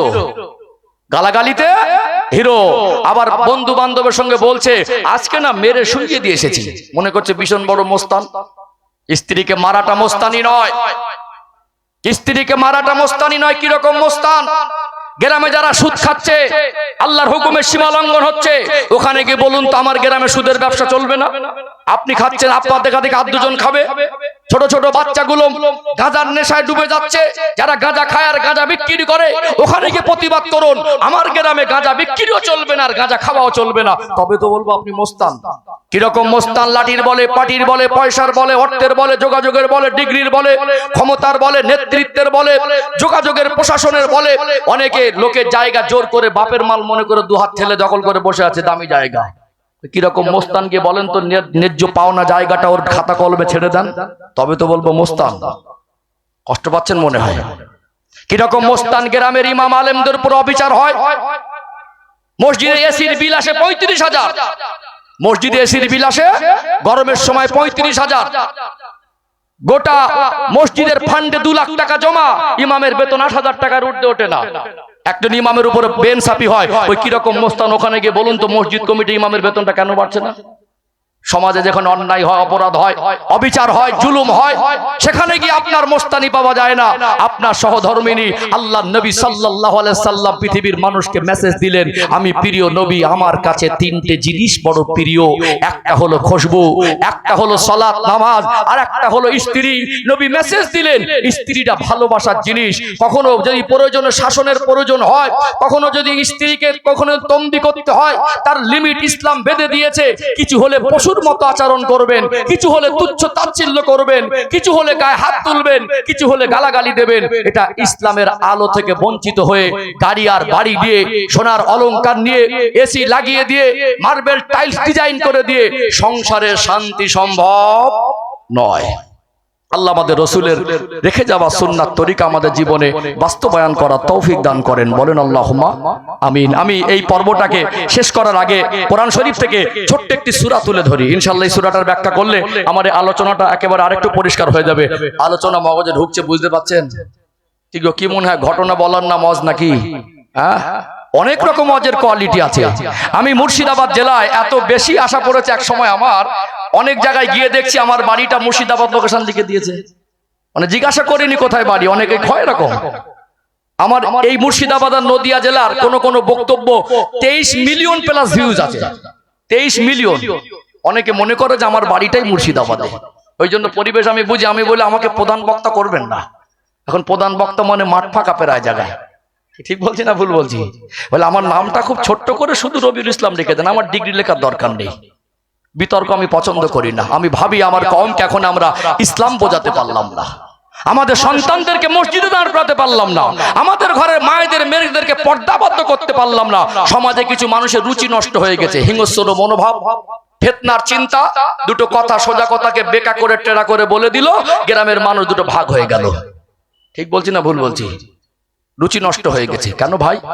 নামাজটাকে কেউ পড়ছে তো ভালো করে পড়তেই জানে না। যে কটা নামাজি আছে এর ভিতরে অনেকে শুদ্ধ করে নামাজ জানে না, আসছে আলহামদুলিল্লাহ। অনেকে তো মসজিদে আসেই না, তাদেরকে মসজিদের মধ্যে আনি না, তাদেরকে ঈমান বোঝাই, তাদেরকে ইসলাম বোঝাই, তাদেরকে মূল স্রোতে আনতে পারিনি। খুঁটিনাটি মাসালানে ঝগড়া মারামারি করে আমরা ছাইছুট হচ্ছি, আর আমাদেরকে হাতে ভাতে সব দিক থেকে মারার ফাঁদ পেতে দিচ্ছে। কঠিন সময়, কাঁধে কাঁধ মিলিয়ে চলতে হবে। ইসলাম মানুষকে ভালোবাসতে বলে, মানবতার কথা বলে, মনুষ্যত্বের কথা বলে, বুকে টানতে শেখায়, দূরে সরাতে শেখায় না। ইসলাম মানুষকে আঘাত দিতে শেখায় না, ভালোবাসতে শেখায়। আমি বলি, আমার বয়ান, বক্তব্য, চলাফেরা, লেবাস, পোশাক, অঙ্গভঙ্গি, চাল চলন যদি আলেমের মতো না হয়, আমার থেকেও দূরে থাকবেন। এই জায়গার একটা সম্মান আছে, এখানে যোগ্য ব্যক্তিদের বসাবেন, এই পবিত্র মজলিসের ভারসাম্যটা বজায় থাকবে। আবেগে মনের খোরাক পূরণের জন্য হিংসত্ব মনোভাব নিয়ে রুচি নষ্ট করে এখানে কোনো মানুষকে বসিয়ে দেবেন, ওই 2 ঘন্টার মধ্যে গ্রামে ফিতনা শুরু হয়ে যাবে, মনের মধ্যে ফিতনার বীজ বপন হবে। এই জন্য আমাদের নিয়ত স্বচ্ছ হওয়া দরকার, আল্লাহর ভয় করা দরকার। আমাদের চিন্তায়, চেতনায়, লেবাসে, পোশাকে, ছাটকাটে, চলাফেরায়, আমাদের পারিবারিকভাবে, আমাদের সন্তানদের ভিতরে, আমাদের স্ত্রীদের ভিতরে, আমাদের ভাই বোনদের ভিতরে, আর তাদের ভিতরে ইসলামের আদর্শ বাস্তবায়ন করার দায়িত্ব প্রতিজ্ঞাবদ্ধ এখান থেকে হতে হবে। হিংসা ভুলে গিয়ে কাঁধে কাঁধ মিলিয়ে চলতে হবে। আমরা যতদিন না ঐক্যবদ্ধ হব, আমরা কোনোদিন সফলতা অর্জন করতে পারবো না। আল্লাহ রাব্বুল আলামিন বলেন, ওয়াতাসিমু বিহাবলিল্লাহি জামিআন ওয়া লা তাফাররাকু। আল্লাহ পাক বলছেন, তোমরা একে অপরে বিচ্ছিন্ন হয়ে যাও না, আমি আল্লাহর রস্যকে তোমরা মজবুত করে ধরো। একত্রিত হওয়া, ঐক্য শক্তির মধ্যে থাকা, কাঁধে কাঁধ মিলিয়ে থাকা, এটা আল্লাহও পছন্দ করেন। জোরে বলুন সুবহানাল্লাহ। কষ্ট পাচ্ছেন নাকি? এই জন্য সম্মানিত ভাইরা, আমি আঘাত দেওয়ার জন্য বলছি না, আমি আঘাত দেওয়া অভ্যস্ত না।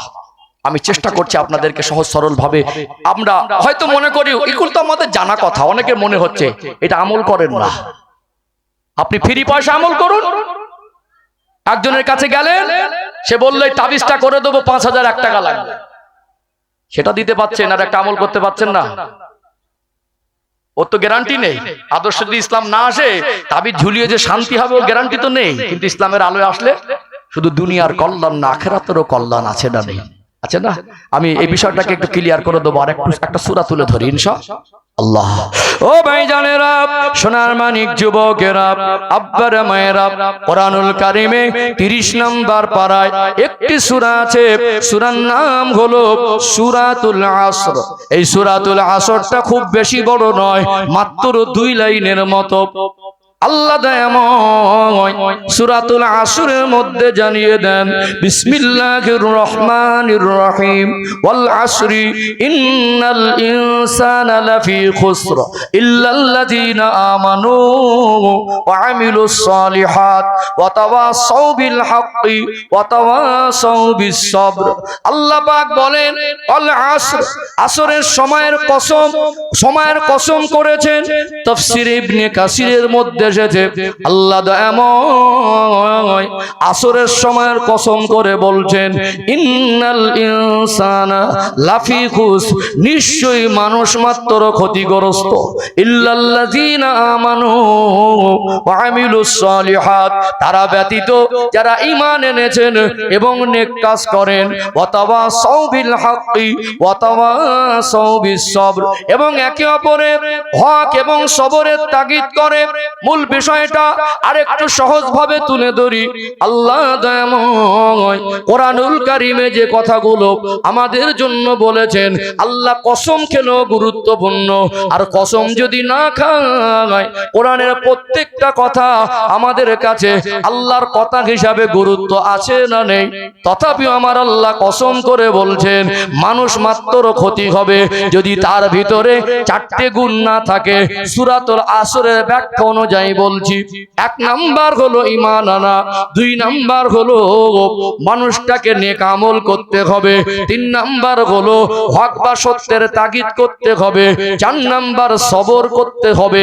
এই হক বা সত্যের তাগিদ আর সবরের তাগিদ করতে হবে। এই 4টে বিশিষ্ট আমলের মধ্যে সবরের কথা আছে না নেই? দাম্পত্য জীবনে সুখে থাকতে গেলে আপনার জীবনে ছেলে হোক আর মেয়ে হোক, স্বামী হোক আর স্ত্রী হোক, দুজনে জীবনে সবর দরকার।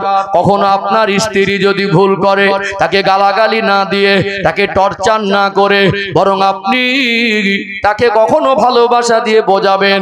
আপনার কখনো বিভিন্ন রকম টেনশন, সংসারের বোঝা বহন করতে গেলে আপনার পরিস্থিতিকে আপনি সবর করবেন, সেই রাগ টোকরাতে পারবেন না। আর কখনো যদি স্বামী আনব্যালেন্স হয়, স্বামীর কথাগুলো স্ত্রী সবর করে হজম করবেন। আর স্বামীর পর ইনকাম অনুযায়ী স্ত্রীর চাহিদা থাকতে হবে।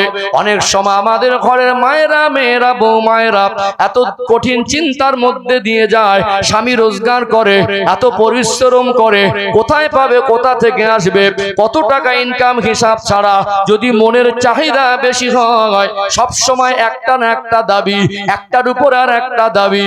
বলুন তো দেখি, পরে স্বামীর ইনকাম, স্বামীর অর্থনৈতিক অবস্থাকে বিবেচনার বাইরে গিয়ে যদি ইচ্ছা মতো দাবির উপরে দাবি করে, এতেও সংসারে অশান্তি হওয়ার সম্ভাবনা আছে না নেই? আছে না? অনেক সময় স্বামীর ইনকামের যে পরিস্থিতি সেটা না বুঝেই শুধু দাবির উপরে দাবি করে, আর না দিলে ঝগড়া করে, এতেও শান্তি নেই। সম্মানিত ভাইরা, আল্লাহ পাক যে কসম করে বলছেন, আল্লাহর কোরআনুল কারীমের আয়াতের বাস্তবতা একটু গোটা বিশ্বের দিকে তাকিয়ে দেখুন। আজকে একটা মানুষ ইসলামের আদর্শ বাদ দিয়ে যখন মন মর্জি চলার চেষ্টা করছে, এক একটা সংসারে প্রথম ভুল বোঝাবুঝি, তারপরে গালাগালি, তারপরে মারামারি, তারপরে রাগ করে বাপের বাড়ি। 2-3 বছরের মধ্যে, 4 বছর 5 বছর সংসার করার পরেও দুজনের মধ্যে এমন অশান্তি, দুটো ছোট ছোট নিষ্পাপ ফুলের মতো বাচ্চা আছে, এই দুজনে ঝগড়া করে সিদ্ধান্ত নিচ্ছে সংসার করব না। একজনের একটা ছেলে আর একটা মেয়ে, ছেলেটা সংসার থেকে বিয়ে করে আলাদা, এই মেয়েটা বাপের বাড়ি দুটো সন্তানকে রাগ করে উঠেছে, আব্বাকে বলছে আমার মেরে দিল, ওর সঙ্গে সংসার করব না। জেদ আছে না নেই? হচ্ছে না? পাশের বাড়ির একজন বলছে ভাই তো সংসার থেকে আলাদা, তোর আব্বা তো অসুস্থ, তো চলবে কি করে, কেস করে দে, মামলা জিতে গেলে খোরপোশের টাকা পাবি মাসে মাসে। দিল কেস করে, 4 বছর মামলা চললো, ডিভোর্স হয়ে গেল। হচ্ছে না হয় না? ভেবে দেখেছেন আল্লাহর কথা, কোরআনের আয়াতের বাস্তবতা? একটা সংসারে যখন ডিভোর্স হয়ে যায়, ছোট ছোট বাচ্চাগুলো থাকে, ক্ষতিগুলো তো হিসাব মেলাননি কোনোদিন। বলুন, একটা সাজানো গোছানো সুন্দর সংসার এই ডিভোর্স হয়ে গেল মানে থাকলো না, ধ্বংস হলো, সংসারটা পুরো ধ্বংস হলো। আর কি হলো? নিষ্পাপ নিরপরাধ ফুলের মতো দুটো বাচ্চা, এদের জীবনটা একটা ঝুঁকিপূর্ণ জায়গায় চলে গেল। দুজনের কাছে থাকলে যতটা ভালো থাকতো, কোনো একজনের কাছে অতটা ভালো থাকবে না। এই বাচ্চাদের ভবিষ্যতে ক্ষতি হওয়ার আশঙ্কা চলে গেল। আর কি হলো? উভয় জীবনের মান সম্মান, নিজেরও ক্ষতি হলো, গার্জেনদের ক্ষতি হলো। আর কি হলো? অর্থের ক্ষতি হলো, যৌবন জীবনের সময়েরও ক্ষতি হলো। দুজনে দুজন আলাদা হয়ে গেল। এইবারে 2-4 বছর যাওয়ার পরে একে অপরে মনে করছে আর একা একা ভালো লাগে না, কতদিন আর থাকবো, আর একটা বিবাহ করতে হবে। ছেলেটা একটা বিবাহ করলো, মেয়েটাও আর এক জায়গায় বিবাহ করলো। আচ্ছা, এই যে স্বভাব যদি না পাল্টায়, দ্বিতীয়বার বিবাহ করে সেখানে গিয়ে যদি মুখ চালায়, দ্বিতীয় স্বামীটা বলবে ওই জন্য তো প্রথম সংসারটা হয়নি। কি বলবে? আর এই যে বাড়ি এসে শুধু গালাগালি আর মারামারি অভ্যাসটা যদি না পাল্টায়, একটা ভালো ফ্যামিলি থেকে একটা মেয়ে হয়তো দেখাশোনা করে বিবাহ হলো, নসিব ভালো, ও যদি আগের মতো ফের গালাগালি দেয়, কিছু হলে গায়ে হাত তোলে, এই দ্বিতীয় স্ত্রীটাও বলবে ওই জন্য প্রথমটা তো চলে গেছে। এবারে মনে করছে যদি একটা তো গেছে, আর একটা যদি যায় তো মান সম্মান আরো বেশি যাবে, তৃতীয়টা জোগাড় করতে কষ্ট হবে। ওর থেকে পিঠে যখন দেয়াল থেকে যাচ্ছে, শুধরে যাওয়া ভালো। আমরা ক্ষতিগ্রস্ত হয়ে তারপরে শুধরাই, পিঠে দেয়াল না ঠেকা পর্যন্ত শুধরাই না। নিজেরা ক্ষতিগ্রস্ত হই, সংসার ক্ষতি করি, সন্তানদের ক্ষতি করি, মান সম্মানের ক্ষতি করি, গার্জেনদের বংশের সম্মান ঐতিহ্য ক্ষতি করে পিঠে দেয়াল থেকে গেলে তখন শুধরাই। আমাদের শুধরানো তো উচিত সময় থাকতে থাকতে। এই জন্য আমার আল্লাহ কোরআনুল কারীমে বলেন, ইয়া আইয়ুহাল্লাযীনা আমানু উদখুলু ফিস সিলমি কাফা, হে বিশ্বাসী বান্দা বান্দিরা, তোমরা পরিপূর্ণ রূপে ইসলামের মধ্যে প্রবেশ করো। আমরা যারা দাম্পত্য জীবন অতিবাহিত করছি, অনেকে যারা বয়োজ্যেষ্ঠ মানুষ আছেন, আজকে আমার আলোচনার রুটটা হয়তো ভিন্ন ধারায় চলেছে। আপনারা মনে করছেন আমাদের সন্তানদের বেয়াদবির কারণে জর্জরিত, হুজুর হয়তো সেই কথা আমাদের বলল না। কিন্তু আপনি বলুন, এগুলো আমাদের যুব সমাজকে, আমাদের ঘরের মায়েদেরকে যদি শিক্ষা না দেই, তাহলে আপনার সন্তান, আপনার বৌমা যদি সংসার অশান্তি করে, একটা দিন তাদের সংসারটা যদি নষ্ট হয়, আপনার যে পোতা, তাদের রক্তের সম্পর্ক, কখনো বাজারে যান আর ইনকাম করার মতো সেই শরীর শক্তি নেই, 5টা টাকা পকেটে থাকলে, 10টা টাকা পকেটে থাকলে কখনো এক কাপ চা খেয়ে মনে হয় 5 টাকার বিস্কুটটা না খেয়ে একটা নাতি পোতার জন্য নিয়ে যায়, মনে হয় না? সেই সন্তানটা একটা সময় গিয়ে ঝুঁকিপূর্ণ জায়গায় চলে যায়, নাই বাবার কাছে, নাই মায়ের কাছে। এই জন্য আমাদের সন্তানদেরকে, আমাদের তরুণ প্রজন্মকে, আমাদের যুব সমাজকে ইসলাম বোঝাতে হবে।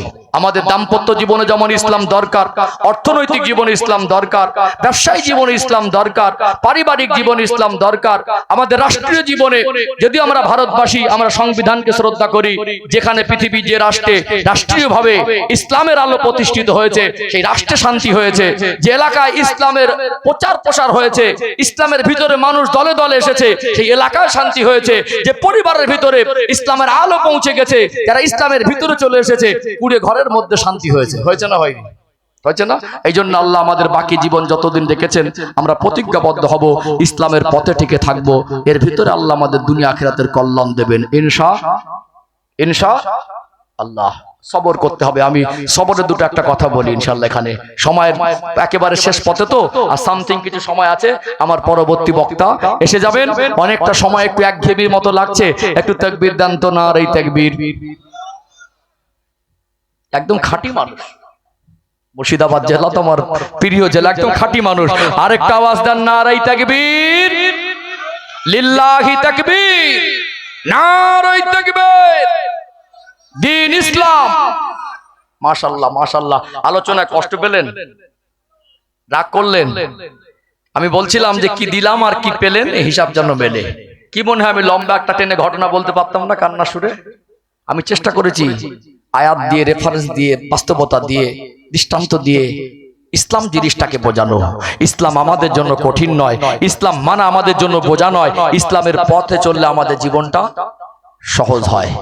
ও ভাইজানেরা, সোনার মানিক যুবকেরা, আব্বারা মায়েরা, কোরআনুল কারীমের 30 নম্বর পারায় সূরাতুল ফজরের 15 এবং 16 নম্বর আয়াতে আল্লাহ দয়াময় স্পষ্ট করে জানিয়ে দেন, ফাআম্মাল ইনসানু ইযা মাবতালাহু রাব্বুহু ফাআকরামাহু ওয়া না'আমা ফায়াকুলু রাব্বি আকরামান। আমি আল্লাহ মানুষকে পরীক্ষা করার জন্য যখন মাল সম্পদ দেই, ফায়াকুলু রাব্বি আকরামান, মানুষ বলে আল্লাহ আমাকে অনেক কিছু দিয়েছে, আল্লাহ আমার প্রতি অনুগ্রহ করেছে। 16 নম্বর আয়াত সূরাতুল ফজরের আল্লাহ পাক বলেন, ওয়া আম্মা ইযা মাবতালাহু ফাকাদারা আলাইহি রিজকা ফায়াকুলু রাব্বি আহানান। আমি আল্লাহ মানুষকে পরীক্ষা করার জন্য যখন অভাব-অনাটন দেই, দারিদ্রতা দেই, রিজিককে সংকুচিত করে দেই, মানুষ বলে আল্লাহ আমাকে হেয় করেছে। অনেকে বলে আল্লাহ আমাকে গরিব করেছেন। দুনিয়ায় আমরা মানুষ, আল্লাহ দয়াময় কাউকে যদি মাল সম্পদ দেন সেটাও পরীক্ষা স্বরূপ, কাউকে যদি অভাব-অনাটন দেন সেটাও পরীক্ষা স্বরূপ। দুনিয়ায় যত মানুষ আছি, যে যার অবস্থান, যে যার হালাত থেকে আমরা সদা সর্বদা সর্বক্ষণ আল্লাহর কাছে পরীক্ষার্থী। যদিও গরিবী জীবনে, দাম্পত্য জীবনে অনেক সময় স্ত্রীদের চাওয়া পাওয়া, বড় বড় আশা আকাঙ্ক্ষা বাদ দিয়ে সবর করতে হয়। অনেক সময় মনে হয় আমার বাড়ির পাশে মানুষ কোটিপতি, আল্লাহ আমাকে কেন গরিব করেছে। অনেক সময় মনে হয় আমি দিনের পথে থেকে, ভালো পথে থেকে, নামাজ পড়ে হালাল রুজি উপার্জন করে যতটা দিনের পথে জমে থাকতে চাই, আমার উপরে যেন মুসিবত বেশি। কত জালেম, কত মুশরিক, কত কাফের, কত হারামখোর দুনিয়ায় তারা ভোগ বিলাস করে, জুলুম অত্যাচার করে, অন্যায় করে। আল্লাহ তাদেরকে এত কিছু দিয়েছেন, আমি দিনের পথে টিকে থাকার পরে আল্লাহ দয়াময় আমাকে কেন অভাব দিয়ে রেখেছেন। শয়তানি ওয়াসওয়াসা কাজ হয়। অনেক সময় শয়তান ধোঁকা দিয়ে ওই মানুষটাকে অধৈর্য করে ফেলে। অনেক সময় এই অভাবের জীবনে এমন একটা পথ বেছে নেয়, সেটা হারামের পথ, সেটা আল্লাহর রেজামন্দি সন্তুষ্ট সন্তুষ্ট অর্জনের পথ নয়। কোরআনুল কারীমে আল্লাহ বলেন ইন্নাদ-দীনা ইনদাল্লাহিল ইসলাম, একমাত্র আমি আল্লাহর কাছে মনোনীত পথ হলো ইসলাম। ইসলাম ব্যতীত কোন পথে, কোন নিয়মে, কোন প্রসেসে, কোন পদ্ধতিতে দুনিয়ায় মনুষ্য জাতির জীবনে 100% শান্তি সম্ভব নয়, আখিরাতে নাজাত সম্ভব নয়, আল্লাহর রেজামন্দি হাসিল সম্ভব নয়। আল্লাহ পাক কোরআনুল কারীমে সূরা ইয়াসিনের মধ্যে বলেন ওয়া আনি'বুদুনি হাযা সিরাতুম মুস্তাকিম, তোমরা আমারই ইবাদত করো আর এটাই তোমাদের জন্য সোজা রাস্তা। ও ভাইরা বাবাজিরা, আল্লাহ আমাদের অভাব অনাটন দিয়েছেন, তার মানে আল্লাহ ভালোবাসেন না এমন নয়। ধৈর্য হারা হয়ে গিয়ে অনেক সময় মানুষ আল্লাহর উপর অভিযোগ করে বলে আল্লাহ আমাকে গরিব করে রেখেছে, মানে বাজে বাজে মন্তব্য করে ফেলে না, নিজের ঈমান আমলের উপরে ইফেক্ট আসে। অনেক সময় হারামের পথটা বেছে নেয়। এই জন্য আল্লাহ আমাদের সবরের শিক্ষা দিলেন, ইন্নাল্লাহা মা'আস সাবিরিন। সবর এমন একটা আমল, আল্লাহ পাক বলছেন একজন মানুষ, একজন ইমানদার সে যখন সবর করবে, তার জীবনের আমি আল্লাহ পরীক্ষা করার জন্য কোন মুহূর্ত যদি দেই, আমি আল্লাহ ওই সবরকারীর সঙ্গে থাকি। কত বড় কথা। সম্মানিত উপস্থিতি, পৃথিবীতে যত মানুষকে আল্লাহ পাঠিয়েছেন, যত মাখলুককে আল্লাহ পাঠিয়েছেন, আল্লাহ তামাম মাখলুকের যাদের রিজিকের প্রয়োজন, রিজিকের জিম্মাদারি নিজেই গ্রহণ করেছেন। বলুন সুবহানাল্লাহ। আমি এই দাম্পত্য জীবন এটা যেমন ব্যাখ্যা করেছি খুব সংক্ষিপ্ত সময়, সবরের কথা বলেছি, দাম্পত্য জীবনে সবরের আমলও দরকার। তার সাথে সাথে এই দারিদ্রতা, অভাব অনাটনে অনেক সময় পরিবারের মানুষের কাছে মন পাওয়া কঠিন হয়। অনেক সময় দারিদ্রতা আমাদেরকে হারামের পথটা আমাদের ওই দিকে ঢল করে দেয়। এই জন্য সবর করে দিনের পথে অটুট থাকতে গেলে আমাদের এখানে ঈমান মজবুত করা দরকার আছে না নেই? আছে না? আল্লাহ পাক কোরআনুল কারীমে বলেন ওমা মিন দাব্বাতিন ফিল আরদি ইল্লা আলাল্লাহি রিজকুহা, আমি আল্লাহ দুনিয়া যাদেরকে পাঠিয়েছি তাদের রিজিকের জিম্মাদারি আমি আল্লাহ নিজে গ্রহণ করেছি। দুনিয়াতে আল্লাহ যার জন্য যতটা রিজিক বরাদ্দ করেছেন তার থেকে বেশি আমরা চেষ্টা করলেও পারবো না। দুনিয়াতে আপনি গরিব বলে অনেক সময় দুশ্চিন্তা হয়, শয়তানি ওয়াসওয়াসা হয়, আল্লাহ হয়তো আপনাকে ভালোবাসে না। এর ভিতরেও আল্লাহর অফুরন্ত ভালোবাসা আছে, এটা অনেক মানুষ বুঝতে চায় না। অনেক মানুষ বুঝতে চায় না। পৃথিবীতে আল্লাহ পাক যদি আপনাকে যা টাকা দিয়েছেন এর থেকে যদি আজকে 500 টাকার মালিক 5 কোটি টাকার মালিক বানিয়ে দেন, আজকে 150 চালের ভাত খান, কালকে কি 1.5 কিলো চালের ভাত খেতে পারবেন? দুনিয়ায় আল্লাহ দিলেই যে সব উপভোগ করা যায় সেটা না, প্রয়োজন মিটে গেলে আলহামদুলিল্লাহ, বেশি হলে হিসাব বেশি হবে। আল্লাহ অভাব অনাটনের দিনের পথে টিকে থাকলে আল্লাহ এর বিনিময়ে আমাদের হিসাবটাও আল্লাহ আখিরাতে সহজ করে দেবেন। আমার পরবর্তী বক্তা আসছেন, সময় শেষ। আমি চেষ্টা করেছি অযোগ্য নগণ্য আমার অযোগ্যতার ভিতর থেকে আমি একটা বিষয়কে পরিষ্কার করার।